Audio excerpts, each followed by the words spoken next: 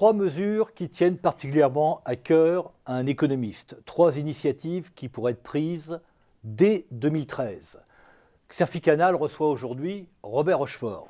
Robert Rochefort, bonjour. Bonjour. Robert Rochefort, vous êtes non seulement économiste, vous avez dirigé le Crédoc, mais vous êtes également député européen. Alors, quels sont vos trois vœux d'économiste, trois vœux qui vous tiennent à cœur pour 2013 ? Trois vœux d'économiste, mais aussi d'homme politique. Vous allez voir, parce qu'évidemment, je considère qu'aujourd'hui, je suis encore plus obligé d'être en phase avec l'action. Et trois mesures qui ne sont pas des mesures de type macroéconomique, mais qui sont des mesures qui visent d'abord la réalité par le terrain. Première mesure, enfin une priorité donnée aux PME, ce que l'on pourrait appeler un Small Business Act. Ça, depuis 6 mois, le gouvernement aurait dû s'atteler prioritairement à cela. Ça veut dire quoi ? Ça veut dire priorité d'un certain nombre de marchés publics à des entreprises de petite taille.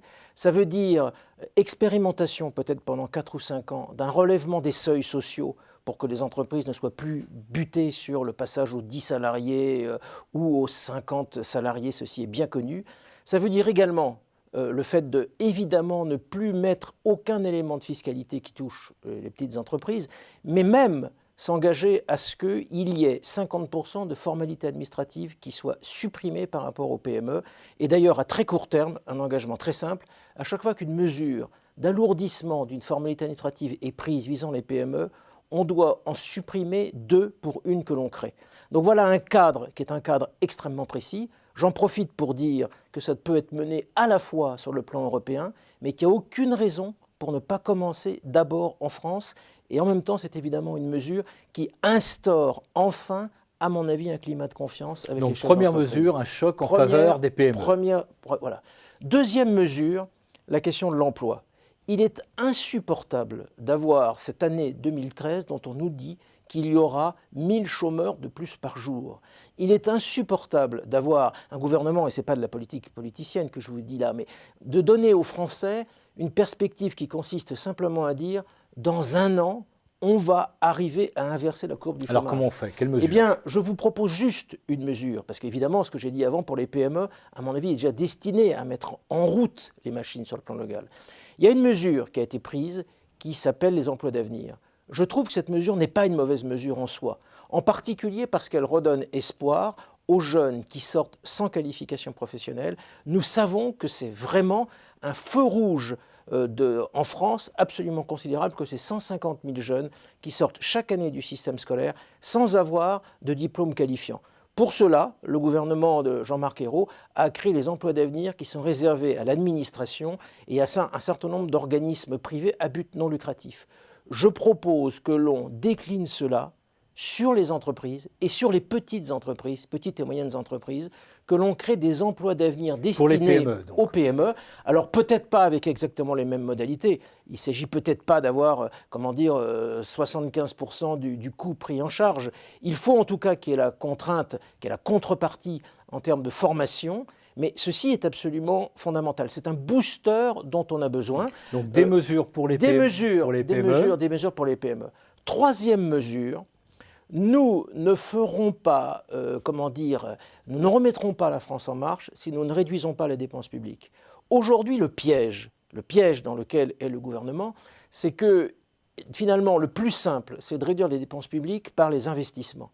Et en particulier, on le voit bien qu'en portant l'effort vers les collectivités territoriales qui investissent beaucoup et en leur demandant de faire des économies, on risque de réduire considérablement les dépenses d'investissement des collectivités territoriales en touchant relativement peu aux dépenses de fonctionnement de l'État. Ceci est contre-économique. Nous sommes dans un moment où il faut à la fois réduire la dépense publique, mais où il faut aussi que l'investissement public ne diminue pas. Pour cela, c'est sur les dépenses de fonctionnement qu'il faut mettre la priorité et préserver les dépenses d'investissement. Je propose pour cela quelque chose qui est extrêmement concret, la fusion des départements et des régions. Il faut que dans le millefeuille, mettre fin au millefeuille administratif. Voilà, on supprime une fois pour toutes la division, la séparation entre les départements et les régions. On crée une collectivité régionale qui a une composante départementale, en particulier qui est démocratiquement par les élus, qui vont représenter les départements au sein de la région. Donc il faut garder l'idée d'une représentation départementale au sein des régions, mais il faut fusionner ces deux collectivités territoriales. Il faut également faire une mesure dans cette foulée qui consiste à reconnaître la spécialisation de chaque collectivité territoriale et de ne pas faire, comme c'est le cas aujourd'hui, un principe d'indiffération qui fait que chaque collectivité territoriale est a priori apte à intervenir sur n'importe quel type de sujet. Il faut que les choses soient clairement établies et en faisant cette fusion entre les départements et les régions, on met en branle quelque chose qui est évidemment une réduction des frais de fonctionnement, mais aussi une simplification administrative. En concentrant sur la région, à mon avis, on a le vrai opérateur territorial qui peut jouer un rôle économique, parce que c'est la région aujourd'hui, dans les différentes collectivités territoriales, qui est le levier en termes de soutien aux entreprises qui est le plus clair. Je crois d'ailleurs à cet égard que dans la création de la Banque publique d'investissement, on n'a pas accordé assez de place aux régions. On leur donne 2 postes de strapontin dans le conseil d'administration.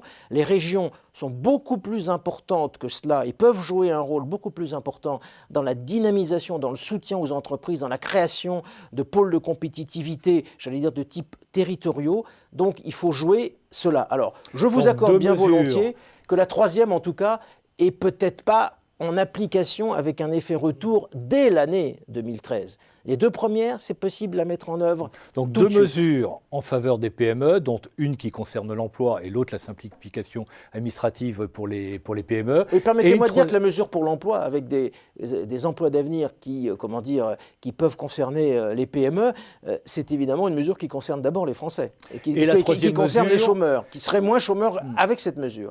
Et la troisième mesure, le déclenchement d'une grande révolution administrative et politique en France. Mais j'en ai un peu marre qu'en France, on considère que toutes ces mesures sont impossibles à prendre, seraient des révolutions incroyables.